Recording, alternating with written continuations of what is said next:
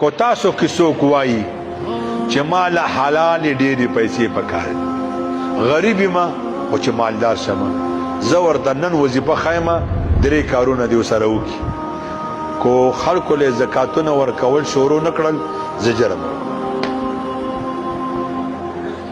یو د سار سنت په کور کې کوي، جمعات ته دې ځي بیا او دس به کور کوي، سنت به کور کوي، بیا به جمعات ته فرض مانځي. جمعات کې به سنت نه کوي، مخکې نه به ځان تیاری فرض مونځ وکړو، بیا به خپل وظایف وکړي چې څه ورته یاد وي، بیا به 100 پیرې دا وظیفه وکړي.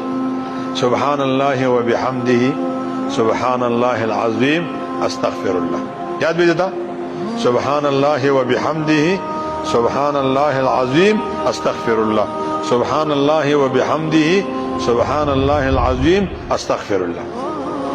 بیا د ورځې ځان له مزدوري کوه، ټاټکي مزدوري کوي، ترکاڼي کوي، لواري کوي، کریاني دکان دی، پمپ کې نوکري، چې څه مزدوري کوي. ماښام چې د کله چوټي کوله څومره پیسې دې وګټلې، مزدوري نه.